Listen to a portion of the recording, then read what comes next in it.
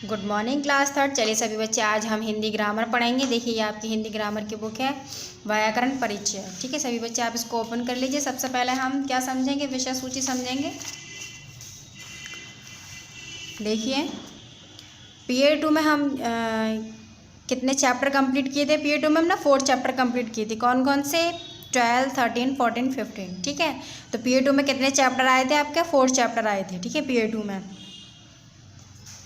ठीक है, पार्ट 14 से हमारा क्या हुआ था, पीरियड 2 कंप्लीट हो चुका था। ठीक है, पार्ट 14 से। अब हमारा पार्ट 15 से एनुअल कोर्स स्टार्ट हो रहा है। ठीक है, तो यहाँ एनुअल कोर्स में कितने चैप्टर आते हैं ये देख लेते हैं।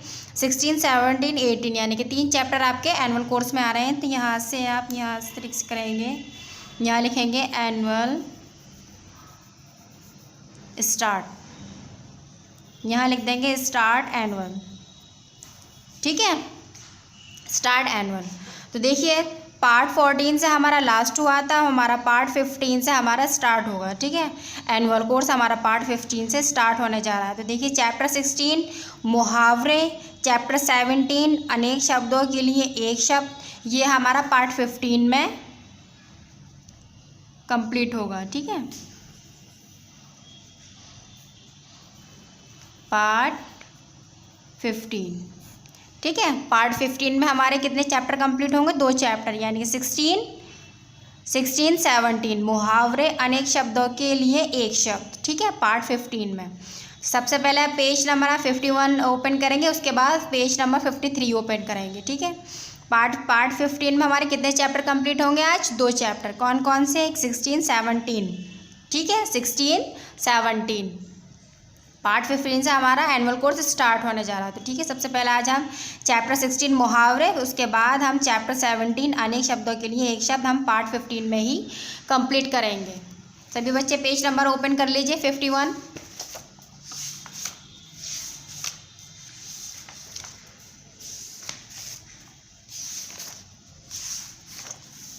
देखिए ये आपका 51 है, पेज नंबर देखिए 51। चैप्टर नंबर है आपका 16, चैप्टर का नाम है आपके मुहावरे। ठीक है, तो यहाँ हम सबसे पहले शो लिखेंगे एनुअल कोर्स स्टार्ट। ठीक है, एनुअल कोर्स स्टार्ट। ठीक है, पार्ट 15। कौन सा पार्ट है? पार्ट 15 है। ठीक है, यहाँ डेट शो कर देंगे जिस डेट में आपके पास वीडियो जाएगी। ठीक है, तो चलिए सभी बच्चे, अब हम क्या करते हैं, हम रीडिंग कंप्लीट करेंगे और चैप्टर को अच्छे से समझेंगे भी। तो मेरे साथ क्या करेंगे आप? रीडिंग करेंगे। चलिए, जो वाक्य या वाक्यांश साधारण अर्थ के स्थान पर विशेष अर्थ बतलाते हैं उन्हें मुहावरे कहलाते हैं। क्या कहलाते हैं? उन्हें मुहावरे कहलाते हैं। भाषा में प्रारंभ उत्पन्न करने के लिए मुहावरों का प्रयोग किया जाता है। क्या किया जाता है? प्रयोग किया जाता है। किस में किया जाता है? भाषा में प्रभाव उत्पन्न करने के लिए मुहावरों का प्रयोग किया जाता है। जैसे 9, 2, 11 होना, इसका सामान्य अर्थ हुआ 9 को 2 से जोड़ने पर कुल जमा हुआ 11। ठीक है, 9 को 2 से जोड़ने पर कुल जमा हुआ 11, लेकिन इसका विशेष अर्थ है भाग जाना। ठीक है, इसका क्या विशेष अर्थ है? इसका भाग जाना है। लेकिन 9, 2, 11 होना। ठीक है, 9, 2, 11 होना। तो देखिए इसका यहाँ बताया 9 को 2 से जोड़ने पर कुल जमा हुआ 11। क्या हुआ? 11 हो गया। अगर 9 और 9 + 2 कितना हो गया?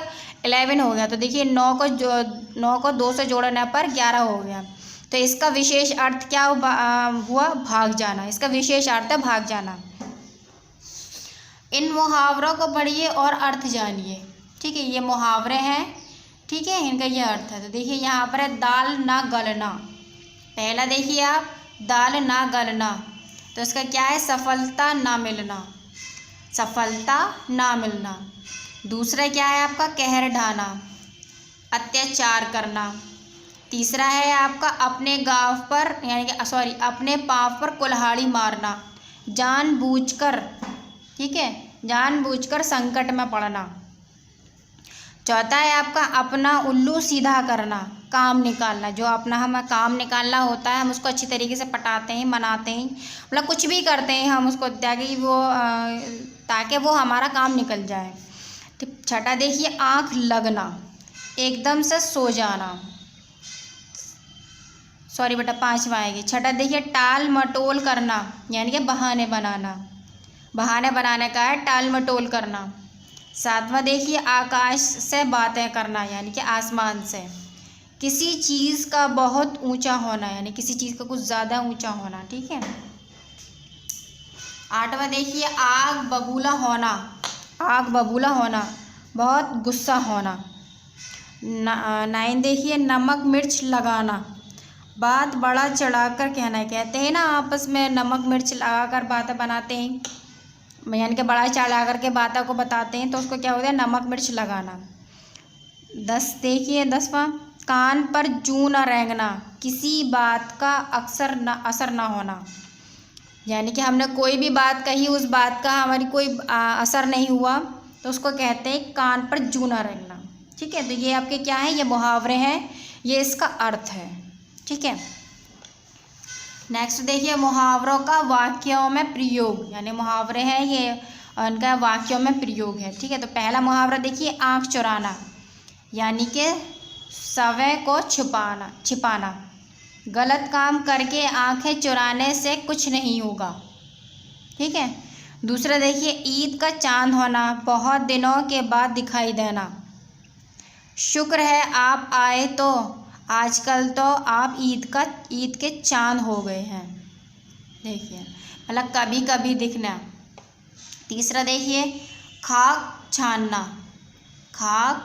छानना, दर दर की ठोकर खाना, इसका क्या मतलब है, दर दर की ठोकर खाना। नवीन नौकरी के लिए खाक छानता फिर रहा है, खाक छानता क्या कर रहा है, फिर रहा है। चौथा देखिए नाक में दम करना, बहुत परेशान करना, आजकल मच्छरों ने नाक में दम कर रखा है। ठीक है। पांचवा देखिए नाक कटवाना, बेइज्जती कराना, नाक कटवाना बेइज्जती कराना, उसने चोरी करके अपने माता पिता की नाक कटवा दी, क्या कटवा दी, माता पिता की नाक कटवा दी, यानी कि चोरी करके। छठा देखिए ऊँट के मुंह में जीरा, ज़रूरत से बहुत कम, 2 लड्डू तो मेरे लिए, ऊँट के मुंह में जीरा के, ठीक है, सामान है। ऊँट के मुंह में जीरा यानी कि ज़रूरत से कम, ज़रूरत से बहुत कम, यानी कि जितनी ज़रूरत है उससे भी कम। ठीक है। 2 लड्डू तो मेरे लिए, ऊँट के मुंह में जीरा के समान है। ठीक है। नेक्स्ट पेज पर चलिए। देखिए ये आपका कंप्लीट हो चुका है। ठीक है। ये आपका कंप्लीट हो चुकी है रीडिंग, अच्छी तरीके से बच्चे समझेंगे। इसका क्या मतलब है, मुहावरे, यानी कि इन मुहावरों को पढ़िए और अर्थ जानिए। ठीक है। ये मुहावरे हैं, ये इनका अर्थ है, तो इन्हें क्या करना है, इनको पढ़ना है और अच्छे से समझना है। तो चलिए हम नेक्स्ट पेज पर या एक्सरसाइज पर चलते हैं। देखिए ये आपकी एक्सरसाइज है, अभ्यास कार्य है। तो यहाँ पर भी हम क्या करेंगे, पार्ट शो करेंगे, पार्ट 15। ठीक है। पार्ट 15 या डेट शो करेंगे जिस डेट में आपके पास वीडियो जाएगी। ठीक है। तो पहला देखिए सही विकल्प के सामने राइट का चिन्ह लगाइए। ठीक है। तो देखिए जो वाक्य या वाक्यांश साधारण अर्थ के स्थान पर विशेष अर्थ बतलाते हैं उन्हें कहते हैं, क्या कहते हैं, उन्हें वाक्य कहते हैं, सर्वनाम कहते हैं, मुहावरे कहते हैं या संज्ञा कहते हैं।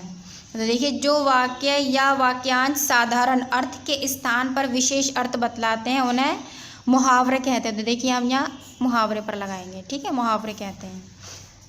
नेक्स्ट देखिए दूसरा आपका दाल ना गलने का अर्थ है, दाल जो नहीं गलती है उसका अर्थ बताइए क्या है इसका। पहला देखिए में ऑप्शन दिए गए हैं, अत्याचार करना, काम निकालना, सफलता ना मिलना, बहाना बनाना।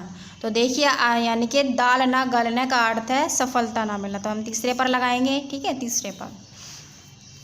नेक्स्ट देखिए दांत खट्टे करना का अर्थ है, यानी कि दांत जो खट्टे हो जाते हैं उसका क्या अर्थ है, नीचे ऑप्शन दिए गए हैं। तो देखिए पहला है शाबाशी देना, दूसरा है बहुत प्यारा, तीसरा है आपका बहुत रोना, चौथा है आपका बुरी तरह हारना।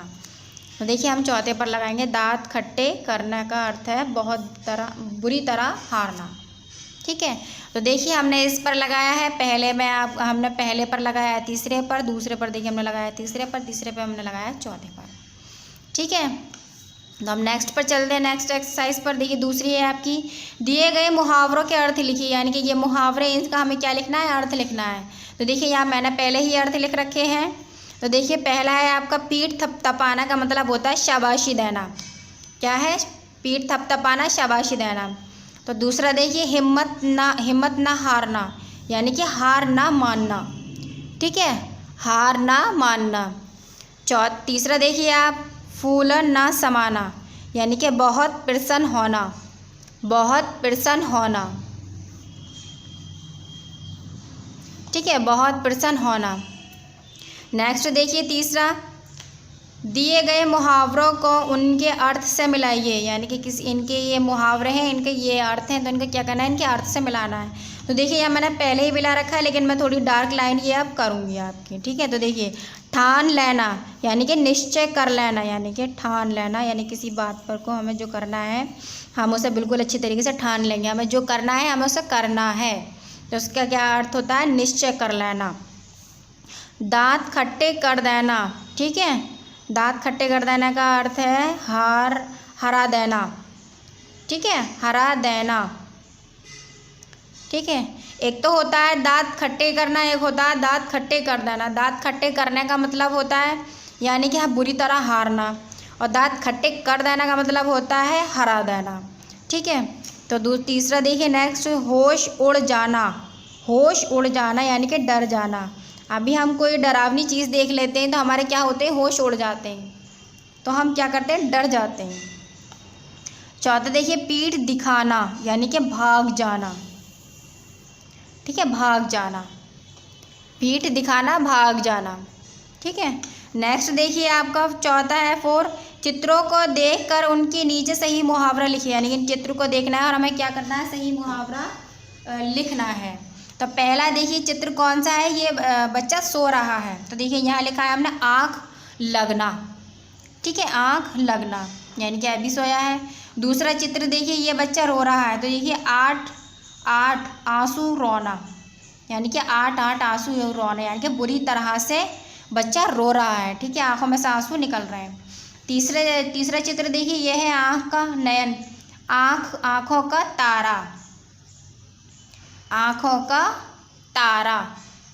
ठीक है, चौथा देखिए बच्चा खड़ा है, सिर पर खड़ा रहना, सिर पर खड़ा रहना। ठीक है, सिर पर खड़ा रहना। तो देखिए ये आपकी कंप्लीट हो चुकी है, ये आपका बुक पर ही काम रहेगा। ठीक है, तो देखिए मैं यहाँ लिख देती हूँ बुक पर। ठीक है, ये आपका बुक वर्क है। ठीक है, ये भी आपका बुक वर्क है,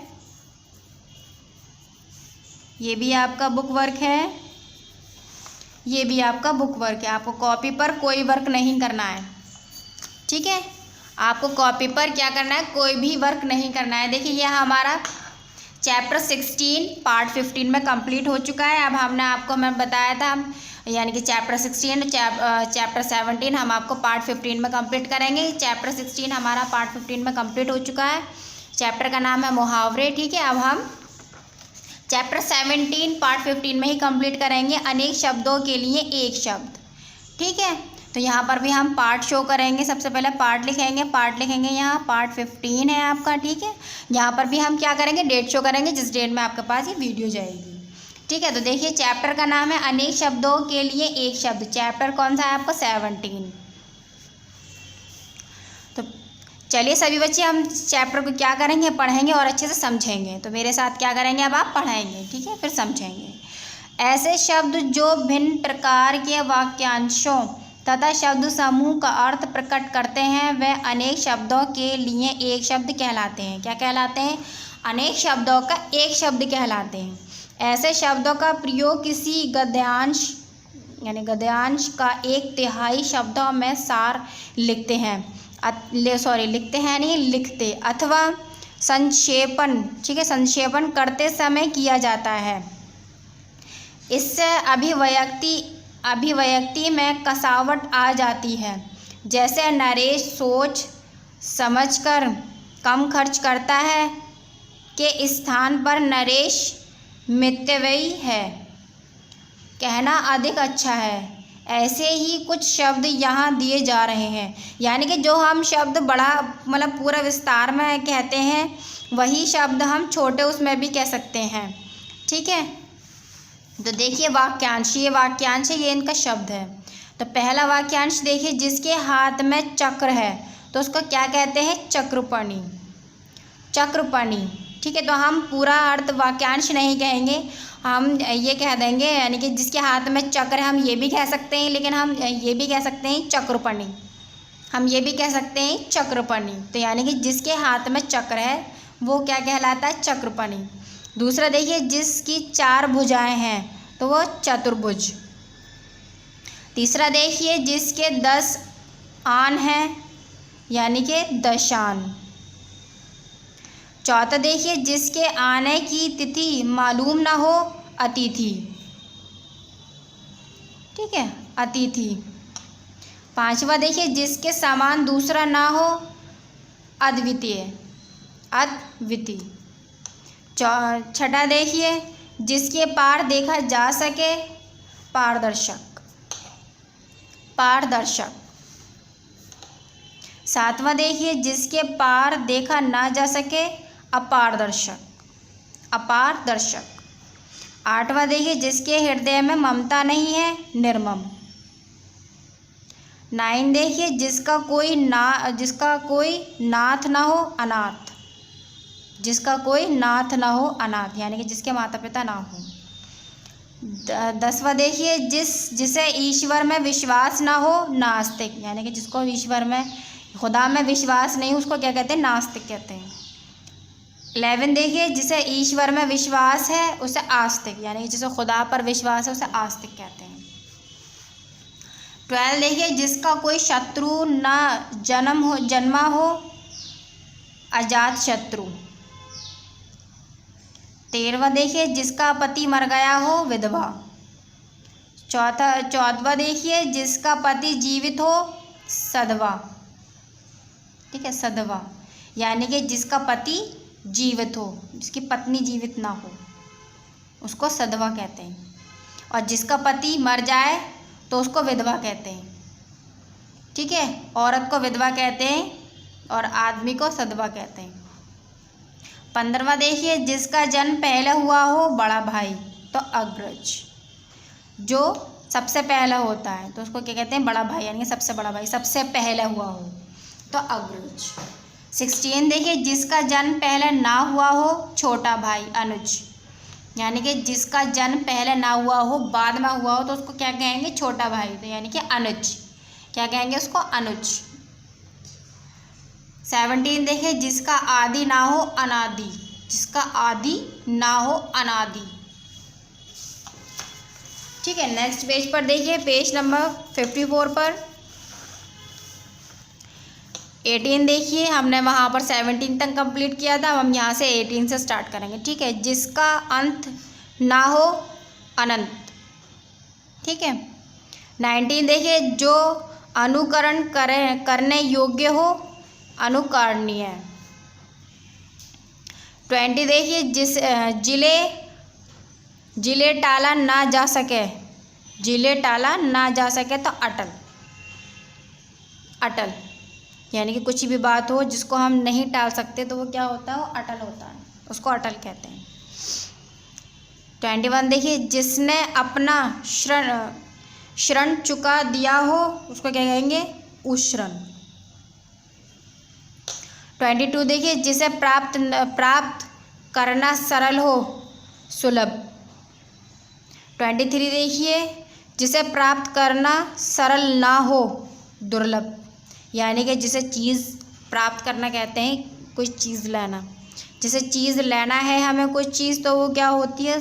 सुलभ होती है, यानी कि हमें जल्दी मिल जाती है। और जिसे प्राप्त हमें कोई चीज़ नहीं होती तो वो क्या होती है? दुर्लभ होती है। 24 देखिए, जहाँ जाना सरल हो, सुगम।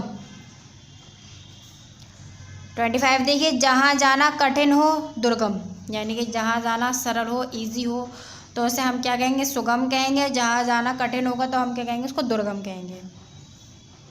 26 देखिए, जिसके कोई संतान ना हो, यानी कि जिसके कोई संतान ना हो, उसको क्या कहेंगे, निस्संतान। क्या कहेंगे, निस्संतान, यानी कि औलाद ना हो। 27 देखिए, जिसको भय ना हो, निर्भय। जिसको भय ना हो, निर्भय, यानी किसको, जिसको डर ना हो, उसे क्या कहेंगे, निर्भय। 28 देखिए, जिसमें कोई विकार ना हो, तो निर्विकार, निर्विकार। 29 देखिए, जिसका भाग्य अच्छा हो, सौभाग्यशाली, सौभाग्यशाली। 30 देखिए, जिसका वर्ण ना हो सके, अवर्णीय, अवर्णीय। तो देखिए यह हमारा ये कंप्लीट हो चुका है। आप सभी बच्चे अच्छी तरीके से समझ गए होंगे। तो देखिए ये वाक्यांश है, ये आपके शब्द हैं, ठीक है। तो सभी बच्चे अच्छे तरीके से समझ गए होंगे। ये आपको अच्छे से याद करना है। तो मैं यहाँ लिखती हूँ लर्न, ये आपको याद करना है। देखिए आपको ये भी याद करने हैं मुहावरे, मैं आपको ये बताना भूल गई थी।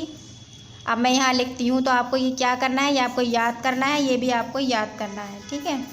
तो देखिए मुहावरों का वाक्यों में प्रयोग, ये आपको याद करना है। दूसरा है, पहला है आपका, इन मुहावरों को पढ़िए और अर्थ जानिए, ये भी आपको याद करना है। मुहावरों का वाक्यों में प्रयोग, ये भी आपको याद करना है अच्छे तरीके से, ठीक है। तो देखिए ये आपको याद करना है वाक्यांश शब्द, यानी कि अनेक शब्दों के लिए एक शब्द, ठीक है। ये आपको याद करना है। यहाँ पर मैं लिख देती हूँ याद, ताकि आपको याद रहे कि हमें याद करना है। देखिए सभी बच्चे अभी अच्छे से समझ गए होंगे। अब हम आपकी एक्सरसाइज कंप्लीट कराएंगे। चलिए अब हम एक्सरसाइज कंप्लीट करते हैं।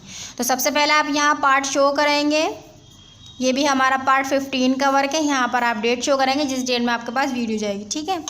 तो पहला देखिए, आप सही विकल्प के सामने राइट का चिन्ह लगाइए, यानी कि चिन्ह लगाना है राइट का। तो पहला देखिए, जिसका भाग्य अच्छा हो, सौभाग्यशाली या सौभाग्य में या भाग्यवती।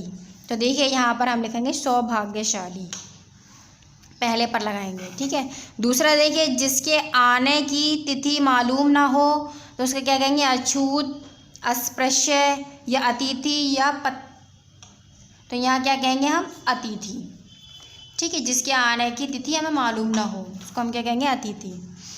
जिसके हृदय में ममता नहीं है, उसे निर्मम, न कृतघ्न, कृतज्ञ, अनाथ, तो हम क्या कहेंगे, निर्मम, यानी कि जिसके दिल में ममता नहीं होती, उसे हम क्या कहेंगे, निर्मम कहेंगे, ठीक है। तो हम नेक्स्ट पेज पर चलते हैं, आपकी नेक्स्ट एक्सरसाइज पर। पहली हमारी कंप्लीट हो चुकी है, हम दूसरी देखिए। निम्नलिखित वाक्यांशों के लिए एक शब्द लिखिए। क्या लिखना है हमें, एक शब्द लिखना है। ये वाक्यांश है, इनका हमें क्या करना है, एक शब्द लिखना है। देखिए जैसे मैंने यहाँ लिख रखा है। पहला देखिए आप, जिसका आदि ना हो तो अनादि, जिसका आदि ना हो, अनादि। दूसरा देखिए, जिसका ईश्वर में विश्वास ना हो, जिसका ईश्वर में विश्वास हो, आस्तिक। जो अनुकरण करने योग्य हो, अनुकरणीय। जिसका पति जीवित हो, सधवा। जिसके 10 आन हैं, दशान। जिसके समान दूसरा ना हो, अद्वितीय। जिसकी 4 भुजाएं हैं, चतुर्भुज।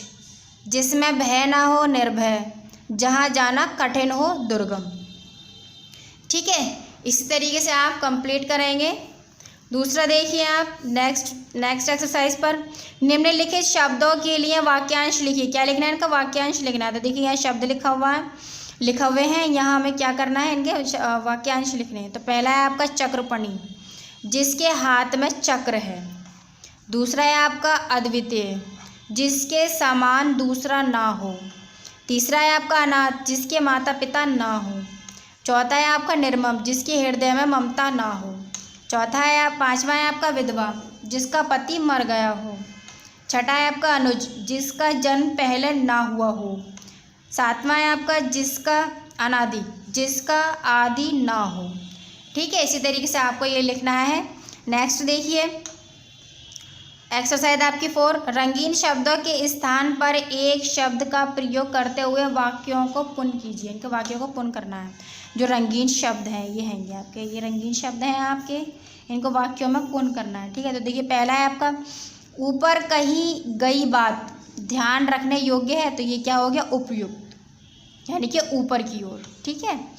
तो दूसरा है आपका जो शरण में आ गया हो उसकी रक्षा करनी चाहिए, तो क्या होगा ये, शरणागत। तीसरा है आपका वसंत ऋतु में प्रकृति का छटा देखने योग्य होती है, तो देखने योग्य का क्या होगा, दर्शनीय।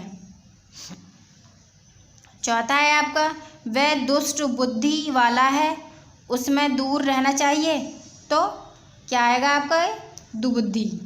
ठीक है, दुर्बुद्धि, सॉरी बेटा, दुर्बुद्धि। ठीक है।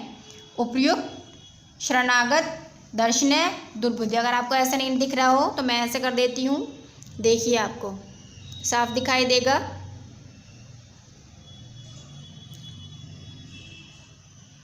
ठीक है।